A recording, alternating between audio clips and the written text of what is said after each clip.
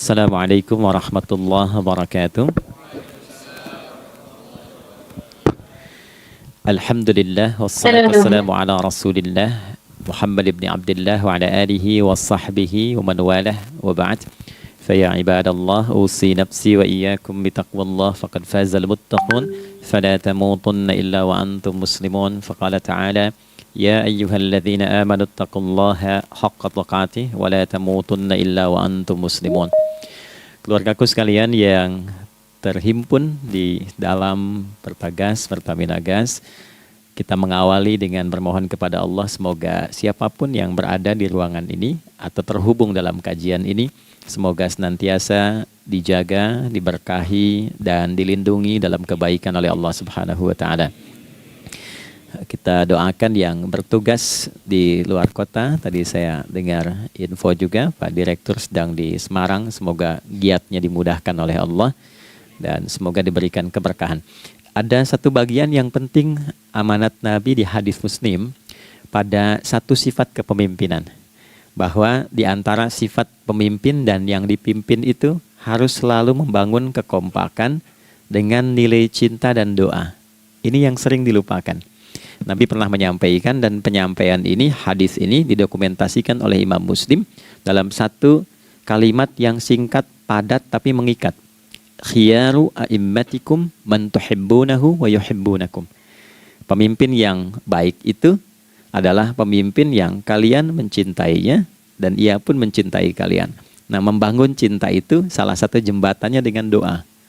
Oleh karena itu, di antara doa yang dianjurkan saat Anda memulai pekerjaan, itu bukan hanya untuk pribadi, lancarkan pekerjaan saya. Tapi juga sehatkan pimpinan saya, pimpinan mendoakan sehatkan anggota saya, sehingga semua itu melahirkan sifat harmoni yang memberikan kenyamanan dan kebahagiaan dalam bertugas. Nah, izinkan saya mengawali dengan itu dulu, karena itu di antara sunnah yang seringkali terlupakan.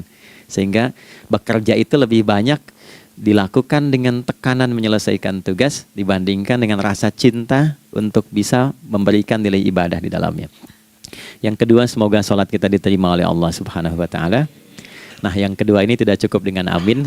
Kita harus tahu dulu standar penerimaan itu seperti apa. Dan yang kedua, kenapa harus sholat? Ini poin pokoknya. Mengapa sih umat Islam itu cukup hanya misalnya dengan bersyahadat saja dipandang sudah berislam, lalu berbuat baik? Kenapa mesti ada sholat? Kenapa bahkan yang pokok sampai 5 waktunya? Dan jumlah rakaatnya pun diatur sedemikian rupa sampai teknisnya pun dijelaskan dengan rinci. Saking rincinya, bila ada yang menyimpang dari rincian itu, maka dianggap sholatnya tidak sah dan mesti diulang. Shallu kama ra'aitumuni usalli. Sholatlah kalian seperti kalian persis melihat aku menunaikan sholat. Dan dalam sholat inilah kemudian ada sanad yang tersambung secara ketat sampai-sampai dalam hadis Muslim nomor hadis 397. Demikian di Al-Bukhari juga diabadikan di nomor hadis 757 oleh sahabat Abu Hurairah. Sanadnya tersambung kepada Khalad bin Rafi Az-Zuraiqi, seorang yang sholat di samping Nabi tapi bermasalah sholatnya. Lalu Nabi meminta beliau untuk mengulangi sholatnya. Sampai 3 kali peristiwa itu hingga beliau berkata, ya Rasulullah au kama qala alimni ma uhsinu ghairah. Ya Rasulullah, tolong ajarkan kepadaku karena aku tak punya pengetahuan lebih dibandingkan dari apa yang telah aku kerjakan. Nah, dari dasar ini melahirkan satu pertanyaan kritis ya, dan juga perlu argumentasi yang kuat secara syariah mengapa kita menunaikan ibadah salat. Baik teman-teman sekalian, karena waktu kita sangat padat ya, kita manfaatkan sebaik-baiknya. Saya mohon izin kajian kita akan lebih fokus kepada inti materi sehingga manfaatnya lebih banyak kita dapatkan. Salat satu-satunya amalan di dalam Islam yang mencakup 4 bagian pokok dalam beragama. Jadi ketika seseorang menetapkan dirinya beragama dan ciri satu nilai agama itu bernilai benar, ya, dalam nanti kalau kita mau komparasikan atau kita riset, itu ciri pokoknya ada 4. Satu, ada aspek namanya aspek keyakinan, ya, tauhid atau akidah. Nggak mungkin kan beragama kalau nggak yakin. Ya, karena itu pasal 29 ayat kedua itu mengandung nilai keyakinan. Negara menjamin kemerdekaan tiap-tiap penduduk untuk memeluk agamanya masing-masing dan beribadah menurut agama dan kepercayaannya itu. Ya, jadi nggak mungkin kita bisa menghasilkan nilai kepercayaan dan ibadah kalau tidak ada unsur keyakinan. Atau bahasa kitanya disebut dengan iman. Ya, iman itu nanti juga dipaku dalam setiap nilai kebangsaan di konteks Negara Kesatuan Republik Indonesia. Ini yang paling membahagiakan. Jadi mau jadi pegawai apapun itu syarat, ya, salah satu syarat yang melekatnya beriman dan bertakwa kepada Tuhan Yang Maha Esa, gitu kan? Ya, kemarin saya di BPK itu ada 11 bab Romawi, 40 pasal. Ya, di bab yang keempat pasal 13 tentang pemberhentian dan pengangkatan itu ada 11 poin A sampai K. Di poin B yang keduanya syarat menjadi bagian dari anggota BPK itu beriman dan bertakwa kepada Tuhan Yang Maha Esa. Baik, di Undang-Undang Pendidikan Sisdiknas nomor 20 tahun 2003 itu kalau kita baca dari poin menimbang ada 4, di poin B-nya saja sudah ada iman. Ya, Undang-Undang Dasar 1945 mengamanatkan pemerintah mengusahakan satu sistem pendidikan ya nasional yang meningkatkan keimanan dan ketakwaan pada Tuhan Yang Maha Esa serta akhlak mulia, baru mencerdaskan kehidupan bangsa. Ya, secara singkat, satu, agama dianggap benar kalau ada doktrin keimanan, ada akidah, ada tauhidnya. Yang kedua, ada ibadahnya. Ya, sebagai pembuktian kita beriman, buktinya apa? Ya kan? Saya beriman kepada Tuhan, kita tetapkan, misalnya Allah. Apa pembuktian keberimanan kita kepada Allah? Ya, kan pembuktiannya itu mesti diwujudkan dalam bentuk sikap. Sikap itulah yang disebut dengan ibadah. Nah, konsepsi ini ada di Quran surah ke-20 Thaha di ayat ke-14. Innani anallahu la ilaha illa ana fa'budini. Ya, sungguh aku tegaskan bahwa akulah Allah, satu-satunya Tuhan yang layak dipertuhankan dan disembah. Ketika Anda mempertuhankan aku, fa'budni, maka buktikan kebertuhananmu kepadaku dengan menyembahku. Karena itu namanya Allah punya dua arti. Satu yang dipertuhankan, kan? Ilahun wahid. Yang kedua yang disembah. Ya, jadi yang dipertuhankan dan disembah. Oke. 3. Yang ketiga harus punya unsur praktikal atau implementatif dalam interaksi kehidupan. Ya, jadi bukan cuma nyembah Tuhan, bimbingan kehidupannya apa? Implementasi dari ibadah itu. Ya, ciri umat beragama itu kan bukan hanya sekedar saya yakin, beriman, saya ibadah. Terus bukti ibadah itu dibawa dalam berinteraksi hariannya seperti apa wujudnya. Ya, makanya ketika dulu orang itu jujur, orang itu bangga dengan kejujurannya bukan sebagai orang jujur, tapi sebagai muslim. Jadi ketika ditanya, kenapa Anda jujur? Karena saya muslim. Ketika ada seorang penggembala di Sahara yang sangat gersang, diuji oleh Umar bin Khattab, ingin diambil kambingnya, kan kisahnya viral kan? Baik ya? Oh, tapi ini bukan punya saya. Bilang aja pada tuan Anda, kalau kambingnya hilang satu dimakan serigala. Lantas di mana Allah? Jawaban itu yang menggetarkan kepada jiwa. Jadi kebenaran yang diungkap dengan sikap kejujuran itu implementasi nilai beragama. Nah, jadi praktek ibadah ada di muamalah. Oke, satu akidah. Akidah dibuktikan lewat ibadah, ibadah diimplementasikan dalam muamalah. Itulah sebabnya nanti seluruh bagian tubuh kita ketika digunakan untuk bersifat dan bersikap, itu ada tuntunan iman di dalamnya. Oke? Misal, saya tanya begini ya, ini mukaddimah ya, kita belum mulai nih. Saya tanya gini, apa fungsi mata? Tuh kan, sudah keliru kan? Nah, kalau hanya melihat, hewan juga melihat. Ya? Coba kambing melihat, ya kan? Elang melihat. Lalu apa bedanya fungsi mata kita dengan mata hewan? Ternyata ketika kita meriset ayat-ayat Al-Quran terkait dengan fungsi tubuh kita, itu rata-rata dibuka dengan iman dulu. Quran surah 24, surah Cahaya, ayat 30 untuk laki-laki, 31 untuk perempuan. Qul lil mu'minin. Ya Muhammad katakan, viralkan pada pria-pria yang menyatakan dirinya telah beriman. Yaghuddu min absarihim, gunakan pandangannya itu yang dibimbing oleh imannya untuk melihat yang baik saja menurut standar imannya. Jadi kalau menurut imannya tak baik, nggak boleh dilihat. Karena itu ketika Anda sudah mengatakan asyhadu an la ilaha illallah, asyhadu anna Muhammad Rasulullah, kalimat itu dari lisan turun ke hati, itu jadi cahaya ke bagian tubuh kita. Makanya ketika Anda melihat, itu ada cara pandang tertentu yang dibimbing iman, standarnya beda dengan tanpa iman. Kalau nggak ada iman, semua mungkin terlihat. Tapi ketika ada iman, hati kecil Anda akan bicara, ini nggak baik. Palingkan. Nah, memalingkan dari yang tak baik menurut iman, itu namanya ghaddul basar. Oke, perempuan juga begitu, setara. Wa kullil mu'minati yaghdudna min absarihinna. Dan katakan pada setiap perempuan yang menyatakan dia beriman, maka gunakan pandangan itu dengan bimbingan imannya. Ketika tak baik menurut imannya, palingkan.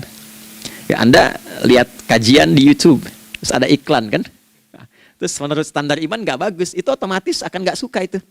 Ya, pasti dipalingkan. Ya. Anda kalau naik pesawat tuh ya, tugas keluar tuh, pertagas tugas keluar. Kalau pramugari lagi demo tuh yang dilihat pramugarinya apa demonya tuh. Nah, iman itu akan bekerja di situ tuh. Ya, palingkan tuh. Nah, sama dari mata turun ke, jangan langsung ke hati aja, ke lisan dulu kan. Ya, ke mulut kan. Itu mulut tuh ketika digunakan fungsinya, imannya disebut dulu. Ya, Quran surah 49 ayat 11 misalnya, ya. Ya ayyuhalladzina amanu, imannya dulu. La yaskhar qaumin qaum. Ayat 12-nya la yaghtab ba'dukum ba'dha. Hai orang-orang yang telah menyatakan beriman. Kalau pakai alladzina disebutkan 1080 kali dalam Al-Qur'an, itu kalimatnya diksinya singkat, padat, mencakup semua tanpa sekat. Oke, jadi kalau laki-laki, perempuan, tua, muda, besar, kecil, beda strata, duniawi, itu semua tercakup di dalamnya. Hei semua yang telah menyatakan beriman, gunakan imanmu untuk membimbing lisanmu bertutur. Kalau masih merasa punya iman, jangan gunakan lisan untuk mencela merendahkan orang. Untuk bergibah, membuat hoax. Didetilkan oleh Nabi kalimatnya jelas. Man kana yu'minu billahi wal yaumil akhir falyakul khaira aw liyasmut. Siapapun. Nah, dari alladzina ketika dirinci pakai man. Ya, man itu bentuk tunggal, ya, personal, tapi maknanya general. Jadi kalau Anda, saya, kita baca ayat atau hadis ada man, posisikan Nabi sedang bicara ke kita. Ya, hei Adi Hidayat, posisikan Nabi bilang gitu tuh. Kalau engkau merasa beriman sama Allah dan yakin dihisab di hari kiamat, jaga lisanmu. Katakan yang baik dengan bimbingan imanmu, tak mampu engkau diam. Jadi cukuplah suami istri itu menggunakan satu hadis ini, pasti sakinah itu muncul dalam kehidupan rumah tangganya. Ya, itulah sebabnya kenapa sakinah didahulukan dibanding mawaddah. Hati-hati ya, Mbak, walaupun namanya sakinah nggak ada ini nggak akan datang tuh ketenangan tuh. Ya, ada yang tahu nggak rahasianya? Kenapa sakinah duluan dibanding mawaddah? Ya, 5 juta. Ya, waktu habis karena padat sekali. Maddah jamaknya mawaddah, rasa kasih yang tumbuh dari pemberian materi. Jadi kalau rumah tangga itu ingin cenderung pada kebahagiaan, boleh berbagi dengan materi. Ya, istri cemberut, Anda datang dengan senyuman, sayang, kenapa? Ya, ini emas 2 kilo, nah itu pasti sehat lagi tuh. Ya, itu mawaddah. Tapi maaf, walaupun Anda mapan bekerja, harta cukup melimpah, ruah, tapi tidak ada ketenangan di rumah tangga, tidak ada sakinah, maka hampa kehidupan rumah tangga itu. Itulah sebabnya kenapa di Quran sakinah lebih dulu dibandingkan dengan mawaddah. Saya tanya ibu deh, ibu pilih mana? Kaya tapi gelisah atau miskin tapi tenang? Oke. Saya paham itu. Saya paham. Suami juga sepakat semuanya. Artinya apa? Kita nggak bisa menghilangkan unsur ketenangan. Oke, itu hanya pembuktian argumentatif ya, supaya kajiannya lebih kepada argumen. Jadi ada akidah terkorelasi dengan ibadah, implementasinya di aspek muamalah. Nah, nanti cara bermuamalahnya diatur lewat akhlak namanya. Bagaimana bermuamalah yang baik? Kan Anda, maaf ya, berekspresi kepada pimpinan dengan kawan kan berbeda. Oke, kepada orang tua dengan anak kan lain. Nah, yang mengatur interaksi kita sehingga terjalin harmoni yang baik, itulah yang disebut dengan akhlak. Nah, 4 poin inilah yang menjadi inti dakwah Nabi SAW ketika diutus oleh Allah Subhanahu wa ta'ala. Memastikan 4 ini bisa optimal kita lakukan dalam kehidupan. Bonusnya yang kelima, selalu meningkatkan inovasi sehingga selalu mendapatkan hal baru dalam kehidupan. 5 ini digabungkan di Quran surah kedua Al-Baqarah di ayat 151. Kama arsalna fikum rasulam minkum yatslu alaikum ayatina. 1. Oke, wa yuzakkikum. 2. Akhlak. Wa yuallimukumul kitaba. 3. Wal hikmah. 4. 5. Wa yuallimukum ma lam takunu ta'lamun. Kelima-limanya ini digambarkanlah dalam bentuk ibadah yang melatih kita sebagai pondasi awal menuju dan memantapkan 5 hal ini, yaitu sholat. Itulah sebabnya kenapa sholat yang pokok dilakukan 5 waktu dalam sehari untuk mewujudkan 5 hal ini dalam kehidupan, dan satu-satunya ibadah yang mengumpulkan 5 aspek ini dalam prakteknya hanya sholat. Hanya sholat. Oke. Mari kita detilkan, kita rinci, dan di sini kita akan mulai kajian kita. Yang tadi mukadimah ya. Baik, kita punya 30 menit. Wah, padat sekali. Bismillahirrahmanirrahim. 1. Salat adalah perwujudan iman seorang hamba. Karena itulah kalimat salat pertama kali disebutkan dalam Al-Quran, itu letaknya setelah kalimat iman. Al-Baqarah ayat 3. Alladzina yu'minuna bil ghaibi wa yuqimunas shalah. Orang-orang yang telah menyatakan beriman dan konsisten menjaga imannya. Beda alladzina amanu dengan yu'minun.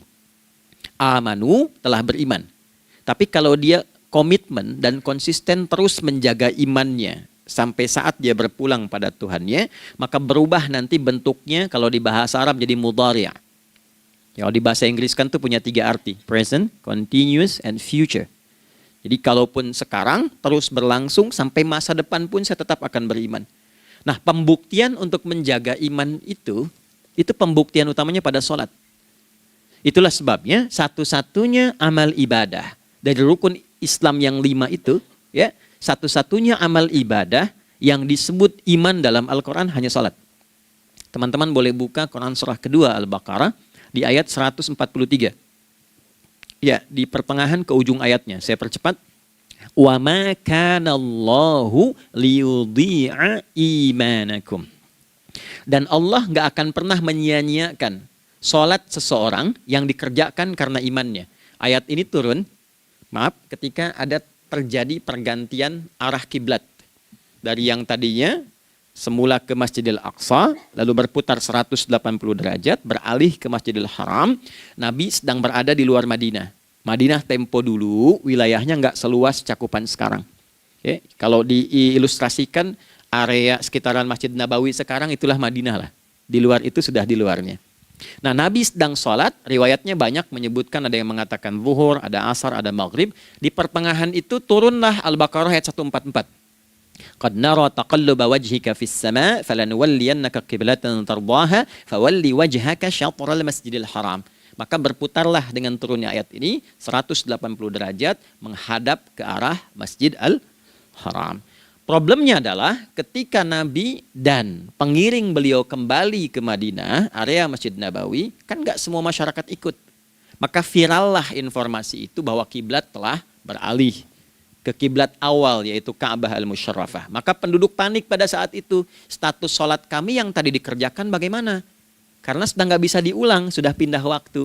Maka turunlah kemudian firman Allah yang Al-Baqarah 143 itu, wa ma kana Allahu liyudhi'a imanakum. Karena engkau mengerjakan sholat itu dengan imanmu, maka Allah nggak menyia-nyiakan imanmu itu. Maksudnya apa? Walaupun arah kiblatnya tidak tahu mengarah kepada sisi yang belum berubah, tetap dihitung pahalanya sempurna karena imannya. Gitu. Nah, ini nanti yang menjadi landasan turunnya Al-Baqarah ayat 115. Walillahil masyriq wal maghrib fa aynama tuwallu fathamma wajhullah. Kalau Anda sedang tugas nanti di lapangan, lalu sulit menemukan arah kiblat. Aplikasi susah karena sinyal nggak masuk misalnya. Oke, kemudian juga matahari agak remang-remang sehingga sulit untuk terlihat patokannya. Maka dengan keyakinan, dengan iman itu, menghadaplah ke arah yang kita yakini, maka berlakulah Al-Baqarah 115. Di saat itu diterima amal ibadah kita sama dengan yang menghadap kiblat dengan dasar imannya.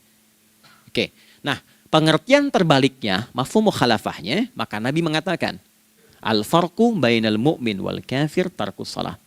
Beda antara orang yang beriman dengan yang belum beriman adalah pada sholatnya.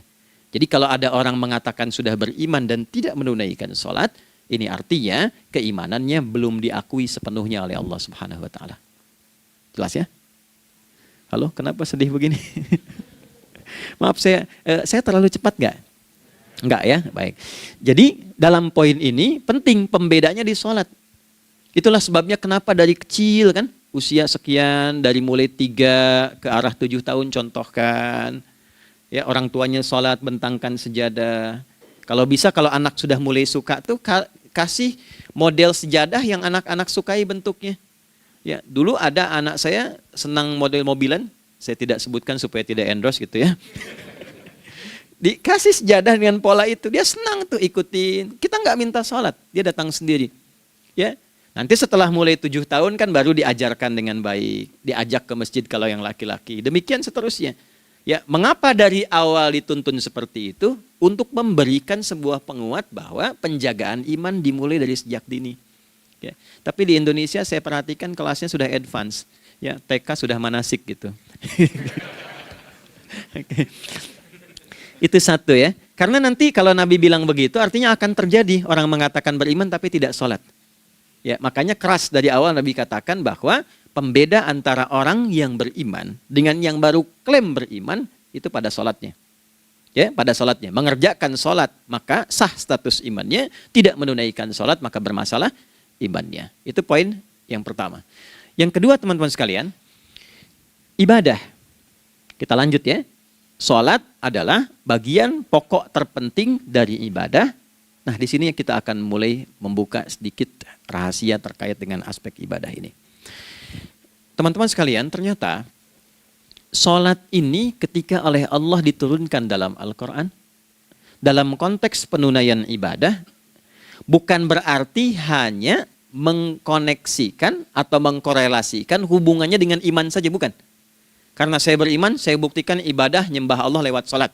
Dalilnya Quran surah ke-20 ayat 14. Innani anallah la ilaha illa ana. Aku tegaskan akulah Allah, nggak ada Tuhan yang layak dipertuhankan dan disembah kecuali saya. Fa'budni, kalau Anda telah menyatakan beriman padaku, buktikan keberimananmu dengan menyembah saya dalam ibadah. Bentuknya bagaimana ya Allah? Teruskan ayatnya. Wa aqimis sholata. Tunaikan sholat sebagai bukti ibadah. Itu li dzikri, sebagai zikir kepadaku. Jadi korelasi antara ibadah dengan iman, sudah kita sebutkan dalilnya. Sekarang ibadahnya tersendiri ketika ditunaikan, apa manfaat dari ibadah itu? Mengapa mesti ada 5 waktu? Dan apa turunan manfaatnya dalam kehidupan kita. Kalau kita mengerjakan itu, dampaknya kepada kehidupan kita apa? Nah, inilah indahnya di dalam Islam, dijelaskan dalilnya, diberikan contohnya, diberikan alasannya, dan yang paling indah, diberikan penjelasan dengan detail tentang manfaat-manfaatnya. Ini tidak ditemukan di dalam konsep keyakinan manapun. Kalau teman-teman boleh mau riset silahkan. Ada nggak satu keyakinan agama tertentu yang dari ibadahnya itu diatur? Cara memulainya, bacaannya, detailnya, manfaatnya, waktunya, sampai dengan hasilnya, sampai kiamatnya. Ini menunjukkan bukan karya manusia. Bukan karya manusia. Kalau karya manusia setiap orang bisa buat itu. Ya, ketika ini menunjukkan bukan karya manusia, maka pertanyaannya dengan cara apa lagi Allah memberikan pembuktian pada kita bahwa Ia Tuhan yang hak yang harus kita sembah. Nah, kalau sudah paham, mari kita rincikan turunan tentang sholat ini. Kita mulai satu-satu teman-teman sekalian dari waktu sholat. Seperti kita ketahui waktu sholat ada 5. Tapi yang sering kita dapati dari yang 5 ini tidak semua orang mengetahui tentang makna dari nama dan pembagian di waktu ini. Yuk kita mulai rincikan. Sholat yang pertama namanya apa? Gak usah khawatir menang gak dapat hadiah kalau benar. Salah juga keterlaluan. Oke, 1 subuh. Dia satu-satunya nama sholat yang punya 2 nama ya. Subuh dan fajar. Oke, Pak Fajar, Pak waktu sholat. 2 zuhur. 3 asar. 4 maghrib. 5 isya. Oke, rumus hitungannya 24, 4, 3, 4 ya. Rumus bilangannya 24, 4, 3, 4. Kalau mau tanya nomor koneksi dengan Allah 24, 4, 3, 4, 2 subuh, 4 zuhur, 4 asar, 3 maghrib, 4 isya. Oke, pertanyaannya, apa artinya nama itu? Selama ini jangan-jangan kita hanya tahu namanya tapi tidak memahami maknanya. Itu poinnya. Oke, sekarang mari kita mulai. Izin saya tidak punya kemampuan untuk menuliskan, ya, karena memang saat ini terbatas. Tapi kalau diperkenankan bisa kita coba uraikan sedikit. Baik. Ya, bismillah, jazakallah khair. Mohon fokus baik-baik karena waktunya tinggal 21 menit lagi. Izin saya pastikan dulu ya supaya terlihat dengan baik. Ibu kelihatan di sana? Bagus.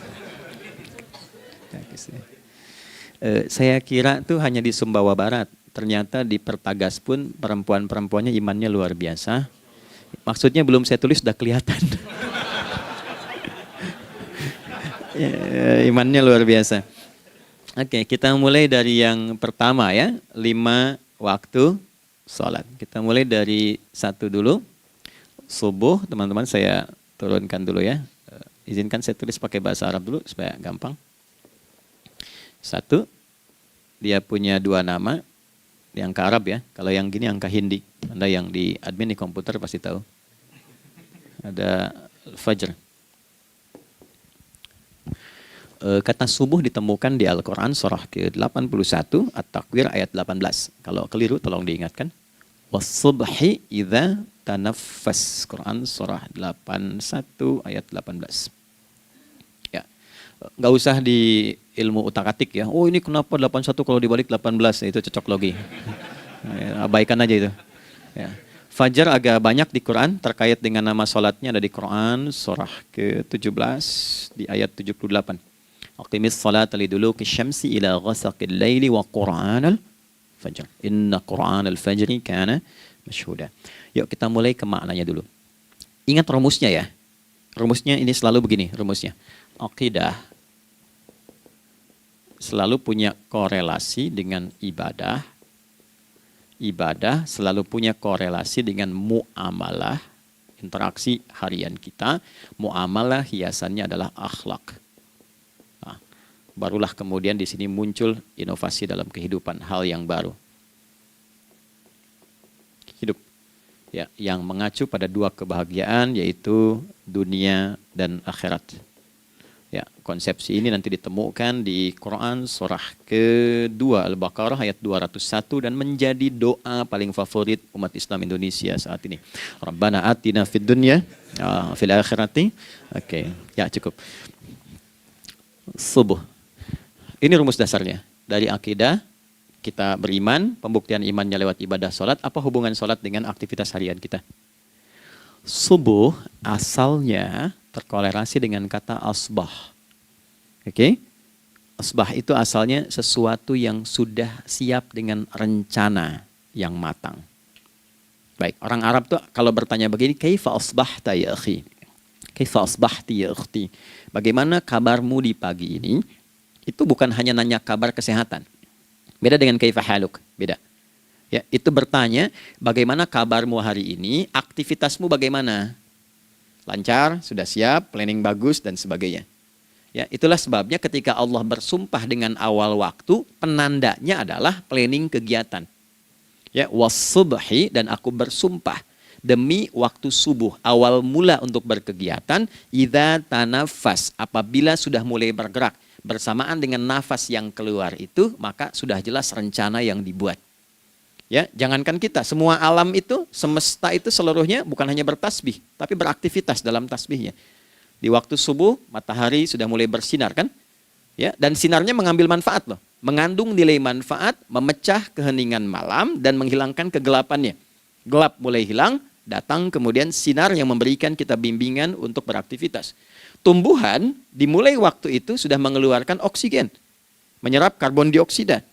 Saya waktu di Utrecht, di Delft di Belanda, ya, saya coba ingin membuktikan. Kan adzan nggak terdengar keluar ya. Jadi sebelum waktu subuh itu saya keluar, kebetulan flatnya waktu itu dekat area hutan yang agak rimbun, enak gitu, udaranya bagus. Itu sebelum subuh terasa karbon dioksida. Walaupun cuma beda hampir 1 menit. Tapi begitu masuk waktu subuh, keluar kesegaran yang luar biasa. Oksigen yang keluar. Ya, Ini kan nggak mungkin kalau kuasa Allah tuh nggak mungkin terjadi seperti ini kalau bukan kuasa Allah Subhanahu wa taala. Tapi poinnya adalah yang bicara begini Quran. Nah, sekarang yang ingin saya katakan adalah alam semesta dalam konteks seperti matahari, kemudian tumbuhan, binatang, ayam bahkan mulai berkokok punya planning yang teratur. Masa kita makhluk yang dihisab tuh nggak teratur? Nggak punya perencanaan? Maka subuh itu mengajarkan kepada kita, jangan sampai ada orang Islam yang punya keimanan, lalu menunaikan sholat, diajarkanlah oleh Allah, setiap masuk subuh itu harus punya agenda yang jelas. Planning yang terukur. Jangan terjadi mengaku muslim, beriman, tapi nggak jelas perencanaan hidupnya. Jam 7 mau di mana? Jam 8 kerjakan apa? Anda dari sini ketemu 7 ke 4, atau setengah 8 ke setengah 5, 8 jam kerja. Oke, berangkat jam berapa? Petakan di jalan macetnya di sebelah mana? Ukur sampai kantor tiba jam berapa? Apa yang mau dikerjakan di kantor? Itulah Islam, itulah subuh. Sehingga tidak ada satupun orang Islam di era Nabi mengajarkan beraktivitas kecuali terukur dan teratur. Bahkan Nabi memulai itu evaluasinya di malam hari. Sehingga turun di antara surah Al-Insyirah itu ada ayat yang tegas mengatakan di ujungnya, فَإِذَا فَرَغْتَ فَانْصَبْ. Evaluasi yang telah berlalu di malam hari. Evaluasinya menyeluruh sampai ke zikirnya. Dicatat nih. Ya, aku hari ini secara spiritual itu, mohon maaf, sholat jamaahnya berapa waktu tuh? Dari 5. Oke? Misalnya dari 5 itu cuma 4, berarti koreksi ada yang kurang. 1. Ya. Yang kedua, secara intelektual sudah berapa bacaan yang dibaca saat ini? Ilmu yang ditingkatkan, mensyukuri anugerah akal dan sebagainya. Bekerja sempurna enggak? Turunkan ibadahnya bagaimana? Ketika ada yang kurang, istighfari. Ya, sebagai seorang ayah, ada nggak sesuatu yang salah yang dilakukan belum sempurna? Sebagai seorang ibu, anak dan sebagainya, istighfar. Itulah sebabnya sebelum tidur Nabi ajarkan istighfar. Yang kita tahu 70 kali kan, 100 kali. Yang saya tanya, 1 ke 70 itu istighfar apa saja? Apakah hanya bilangan di lisan? Atau dari lisan diingatkan oleh pikiran, ditembuskan ke hati? Istighfar sebagai seorang ayah yang kurang maksimal melihat anak dengan baik. Anda boleh punya jabatan di kantor, boleh direktur, boleh manajer, boleh macam-macam. Tapi ketika Anda pulang, Anda seorang ayah. Saya di Timur Tengah disebut syekh, di sini dipanggil kiai, dipanggil ustadz. Pulang ke rumah, anak saya nggak kenal itu semua. Anak saya nggak peduli itu semua. Belum pernah seumur-umur saya mengajar, lalu saya pulang, anak saya menunggu depan pintu dan memanggil, kiai. Tidak ada. Dia ingin ayahnya. Ingin ayahnya. Ya. Kenapa nggak kita hadirkan istighfar pertama kita itu karena kita kurang perhatian. Kurang perhatian kepada anak misalnya. Saya kalau pulang tengah malam dan semua tertidur, saya lihat satu-satu. Perbaiki cara tidurnya, doa, lihat satu-satu, minta ampun sama Allah. Dan ya kadang sebelum mengalirkan air mata kita nggak bisa tidur karena nggak tahu nanti ketemu lagi nggak di akhirat. Ya, itu poin yang paling penting. Nah, jadi istighfar pertama tuh untuk diri kita ketaatan pada Allah, untuk diri kita sebagai anak pada orang tua, sebagai suami punya tanggung jawab istri atau sebaliknya, demikian seterusnya. Nah itu kalau sudah kita bisa lakukan, dievaluasi, direncanakan besoknya. Fa'idha faraghta fansab, direncanakan lagi yang berikutnya, besok mau ngapain, tulis malam. Kalau kita biasakan begitu tidurnya enak. Karena nggak ada beban, damai hidupnya. Dengan teman damai kalau ada perselisihan sebelum tidur. Ya, jadi nggak ada orang mengigau itu masalah-masalah kehidupan dunia yang belum tuntas. Ini dunia saat maaf terjaga bermasalah, saat tidur pun masih bermasalah. Gara-gara kamu nih, kapan istirahatnya? Ya. Nah, ketika kita bangun dari subuh itu, maka rencana yang sudah kita siapkan itu, teman-teman sekalian, dibawa menghadap Allah supaya minta kemudahan, minta kelancaran, minta pendampingan, minta bimbingan. Itulah sebabnya kita dipanggil sholat di awal waktu, supaya rencana yang sudah kita siapkan itu minta taufiknya, persetujuan dan perlindungan dari Allah. Inilah yang menjadikan rahasia umumnya para sahabat memulai berkegiatan sejak dari masjid. Teman-teman boleh riset deh, hadis-hadis tentang sholatnya sahabat dan kaitannya dengan syuruk dan pekerjaan. Rata-rata memulai dari masjid. Mereka tungguin, evaluasi, begitu siap, syuruk, minta sama Allah, berangkat. Saya mau kasih satu rahasia ya, boleh jadi ijazah tapi ini diantara kita aja ya. Anda boleh lakukan, berangkat ke masjid itu dengan baik, terus minta misalnya, ya Allah, Kau perintahkan aku untuk berikhtiar, sekarang aku lakukan. Kau perintahkan aku untuk merencanakan, sekarang aku ikhtiarkan. Mohon lindungi, mudahkan, dan berikan bimbingan terbaik untuk mendapatkan hal yang wajar, halal, baik, dan kau ridhoi. Anda berangkat. Pulang, sebelum nyampe rumah, mampir dulu ke masjid. Masjid terdekat dari rumah aja. Sholat 2 rakaat, gitu. Ya, sholatnya bisa sholat wudhu, tahiyatul masjid, dan sebagainya. Setelah itu pulang. Doa dulu habis sholat. Ya Allah, aku telah berikhtiar seperti apa yang telah engkau perintahkan. Sekarang aku memohon rizki darimu seperti apa yang telah engkau janjikan. Kalau dengan semua ikhtiar ini belum cukup menurunkan rizki darimu, maka mohon tunjukkan padaku saat ini dengan cara apa lagi aku mesti berikhtiar. Oke? Silahkan Anda pulang dengan suasana itu ke rumah. Dan lihat apa yang terjadi. Rasakan bedanya, bedakan rasanya, dan pasti terasa bedanya. Gak ada kesan yang lain pada jiwa. Jadi yang dibawa ke rumah itu bukan aura kantor. Bukan aura jalan yang macet. Tapi ada ketenangan, kenyamanan, dan kenikmatan. Kalau teman-teman mau pakai sunnah sahabat ini dalam dunia pekerjaan, dan Anda lakukan coba sehari ini saja, rasanya pasti beda. Ya, ini bagian pertama. Nah, ketika kita ingin datang menghadap Allah, dan mulai membawa rencana kita, kan perlu isyaratnya kan, kapan dimulai? Gak bisa tiba-tiba saya bangun jam 3 langsung sholat subuh, kan tidak begitu. Ya kan? Mesti ada satu sinyal dulu, yang dari sinyal itu ada feedback pada diri kita untuk merespon, gitu kan? Nah, pancaran respon atas sesuatu yang memancar akibat satu hal yang terjadi, kalau di gaya itu kan kalau ada gaya gerak, gaya dorong kan? Ya, kalau nggak salah F1 sama dengan F2 kan? Nah, gaya gerak sama dengan gaya dorong. Geraknya dikit, bunyinya kecil kan? Kencang bunyinya, kencang. Terus ada F berbanding lurus dengan P, hukum Pascalnya. Gaya berbanding lurus dengan tekanan, kan? Semakin banyak gaya, semakin tertekan. Nah, respon yang muncul ketika ada satu misalnya gaya, tapi responnya sifatnya materi sifatnya. Ya, misal kalau Anda mau mengebor air, kan? Kemudian keluar terpancar tuh dari bawah itu keluar misalnya air. Nah, itu namanya infajar. Infajar. Dalilnya Quran surah kedua ayat 60. Wa idzistasqa Musa liqaumihi faqulna idrib bi'asakal hajar fanfajarat min huthnata asyrata aina. Nabi Musa kata Allah itu kaummu 12 suku minta mata air. Dan enggak tanggung, setiap sukunya minta satu, katanya supaya enggak rebutan. Maka Allah firmankan, pukulkan tongkatmu yang kayu. Lihat diksinya detail sekali.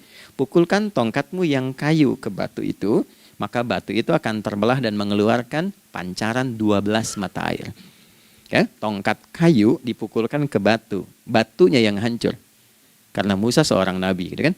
Anda punya tongkat emas, pukulkan ke batu, maka keluar 12 air mata. Gitu ya. Nah ini, infajar. Kalau respon yang keluar itu respon buruk. Misal dalam nafsu, kan suka ada triggernya yang memancing respon, terus nafsu keluar kan? Ya, apa saja itu? Lihat gambar yang nggak bagus, nafsu keluar, itu kan? Lihat sendal bagus, nafsu keluar, macam-macam ya. Nah itu fujur namanya, fujur. Hurufnya masih sama, cuma bentuknya berbeda. Fa, jimnya masih ada waw, ada ra-nya, fujur. Quran surah 91 di ayat 7-10. Wa nafsi wa ma sawwaha fa'alhamaha fujuraha wa taqwaha. Fujur tembus ke nafas, nafas memerintahkan yang buruk disebut su. Nafas ketemu su jadi nafsu. Makanya nama lain fujur itu nafsu. Dalilnya Quran surah 12 ayat 53. Wa ma ubarni'u nafsi innan nafsa la'ammaratun bisu. Ya, la'ammaratun bisu'i illa ma rahima rabbi. Oke, nafas ketemu su. Teruskan. Tapi kalau pancarannya pada sifat yang baik. Oke? Membelah sesuatu yang gelap menjadi baik, terbuka, memancarkan respon panggilan yang baik, maka berubah katanya menjadi fajar. Oke? Matahari diperintahkan oleh Allah, diperintahkan membelah kegelapan malam. Keluarlah sinar pertamanya, disebutlah fajar. Kenapa? Karena ada respon kebaikan keluar darinya. Baik, perhatikan baik-baik. Quran surah kedua, ayat 187. Wa kulu washrabu hatta yatabayyana lakumul khaytul abyadu minal khaytil aswadi minal fajar. Itu untuk matahari. Kita lagi tidur enak-enak, sudah nyiapin rencana malam-malam. Tiba-tiba ada panggilan. Allahu Akbar, Allahu Akbar. Itulah tandanya hati kita mengkonfirmasi iman kita dalam diri kita. Cepat, sudah adzan. Pernah begitu? Nah, konfirmasi itulah dalam bahasa lain yang disebut dengan fajar namanya. Datang. Jadi waktunya matahari membelah disebut dengan fajar, konfirmasinya pun disebut dengan apa? Fajar. Ya, jadi bersamaan waktunya dengan dua hal itu. Datanglah panggilan. Itu yang dimaksud Quran, hubungan iman dengan konfirmasinya sampai ke sholatnya ada di Quran surah 8 ayat 2. Innamal mu'minuna iman. Alladzina idza dzukirallahu adzan. Wajilat qulubuhum iman. Jadi begitu ciri iman itu ada dalam jiwa, dipanggil lewat adzan, kan? Allahu Akbar, langsung merespon, ya Allah sudah adzan. Walaupun setelah adzan ada lagi getaran, baru adzan belum qomat gitu kan. Nah, misal ya. Nah, tapi inilah fajar. Jadi maksudnya rencana Anda ini agak jarang dibahas ya. Mohon maaf, ilmu ini agak jarang. Jadi jangan Anda bilang saya bid'ah, bukan. Ya, bukunya ada, referensinya ada. Cuman karena jarang dikaji, jangan sampai kekurangan pengetahuan menghukumi yang tahu jadi salah gitu. Ini poinnya. Jadi saya kalau bahas satu masalah itu bukunya saya kumpulkan. Tafsir awal sampai akhir yang ada apa, buku-buku tentang sholat apa, baru kita keluarkan. Jadi bagian topik-topik tertentu yang dibahas. Problemnya ketika membahas tentang ibadah cuma dua. Satu tentang bacaan, doanya apa. Yang kedua tentang gerakan, bagaimana mengerjakannya. Yang ketiga jarang dibahas hikmahnya apa. Padahal rumus dalam ibadah itu dalam fikih tiga-tiga mesti dipakai. Ini Quran surah kedua ayat berapa? Ayat 129. Rabbana wab'ats fihim rasulan minhum yatlu 'alaihim ayatika ini wa yu'allimuhumul kitaba ini wal hikmah ini. Barulah kita mendapatkan sesuatu yang baru. Ya. Ini wa yuzakkikum dan di 151 Al-Baqarah wa yu'allimukum ma lam takunu ta'lamun. Jadi ini bukan ilmu yang baru, bukan, belum tahu saja. Jadi selama ini yang kita kerjakan jangan sampai terbatas pada ritualnya saja untuk mencukupkan ini. Hubungan ritual dengan ini apa gitu. Ya, jadi subuh ini mengkonfirmasi bahwa ada satu keteraturan dalam kegiatan kita. Ya, alhamdulillah. 2, siang. Oke, setelah subuh, fajar, salat apa? Zuhur. Oke, saya tanya pada Anda, zuhur itu artinya apa? Sudah, cukup katakan Allahu a'lam. Waktunya terbatas ya. Sahabat ditanya nggak tahu Allahu a'lam. Anda sahabat bukan, tabi'in bukan. Zuhur. Waktu tinggal 4 menit lagi. Oke, teman-teman kalau kita jeli, ini kan sholat dikerjakan di siang hari kan? Siang itu bahasa Arabnya nahar. Naharun itu siang. Tapi kenapa sholatnya zuhur? Kok nggak sholat nahar gitu? Ya, lohor ya, jadi paksain tuh. Zuhur lohor. Ya. Terus sore biar nyambung cepat. Sore bahasa Arabnya kan masa. Masa al-khair, selamat sore. Kenapa kok sholatnya asar? Kok sholatnya namanya asar? Oke. Maghrib, isya. Isya kan malam kan? Kenapa nggak lail? Lail itu kan malam. Kalau ada yang istimewa di malamnya itu lailah namanya. Makanya ketika turun Al-Quran disebut Lailatul Qadar. Karena malamnya istimewa. Beda, lail dengan lailah itu beda. Lail itu waktu malam, lailah ada yang istimewa di malam itu. Ya, jamaknya lail, layali, lela, lili, lala itu malam. Ibu lili, ibu malam-malam. Ya. Zuhur artinya jelas, terang.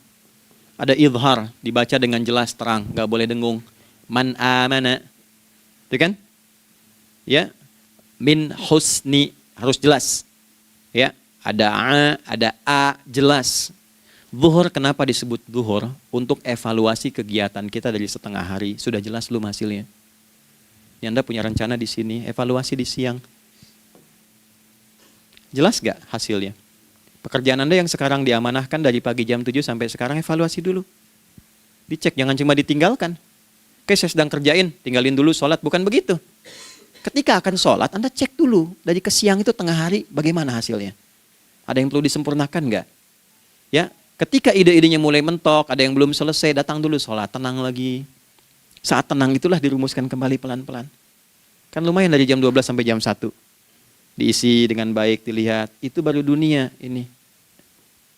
Kan kita ngejar ini juga.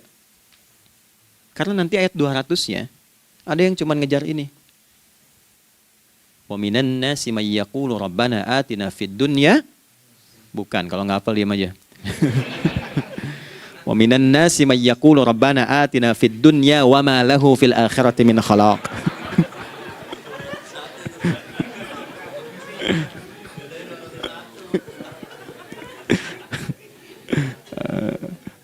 Paham kan?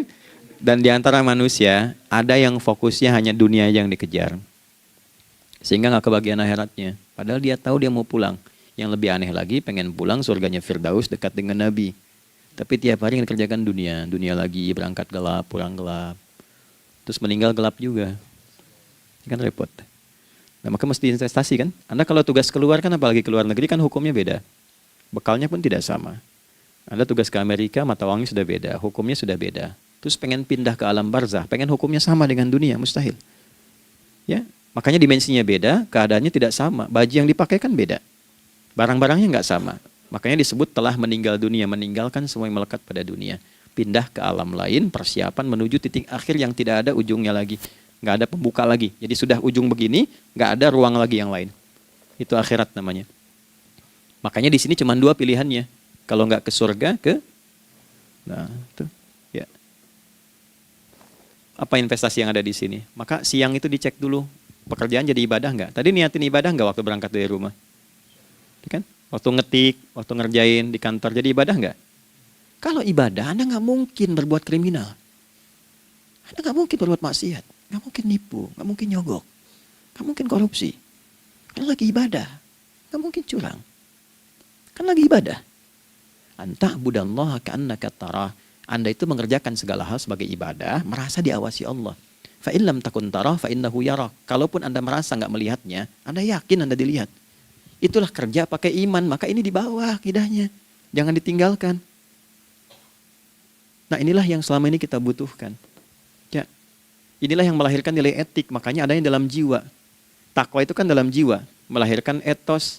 Etos mendorong kepada logos, logos melahirkan patos. Kepantasan dalam bekerja. Jadi Anda sekuat apapun ilmunya, kalau nggak punya etos, itu rusak.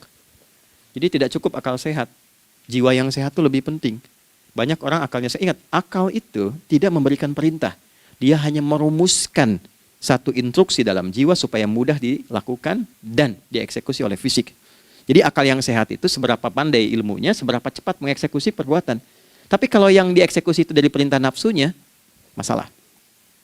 Habis aja waktunya tuh. Ya. Ini gimana ini? Tolong jawab loh. Nah, teman-teman karena sudah habis waktu jam 1, kita baru zuhur ini.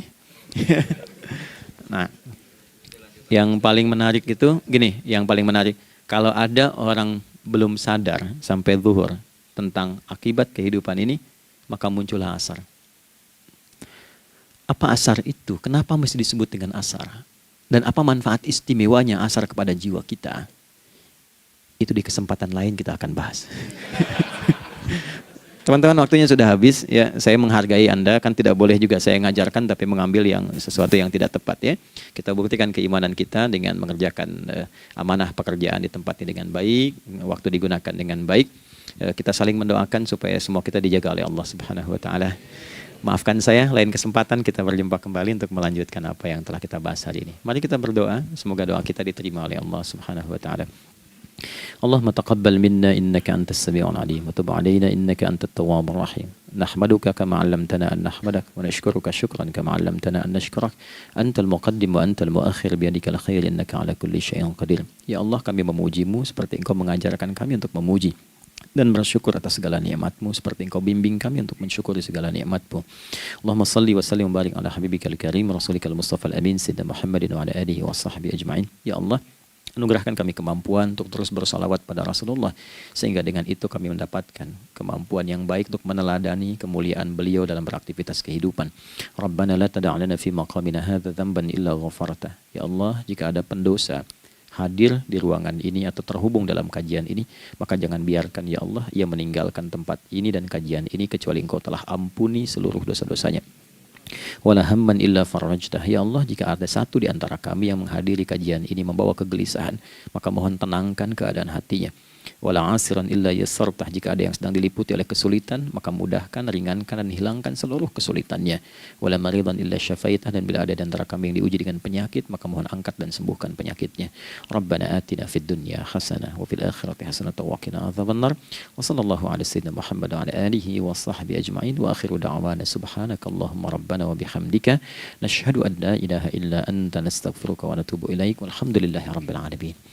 Nasrun minallah fathun qarib wa basyiril mu'minin. Terima kasih untuk semuanya. Mohon maaf kami langsung pamit. Assalamualaikum warahmatullahi wabarakatuh.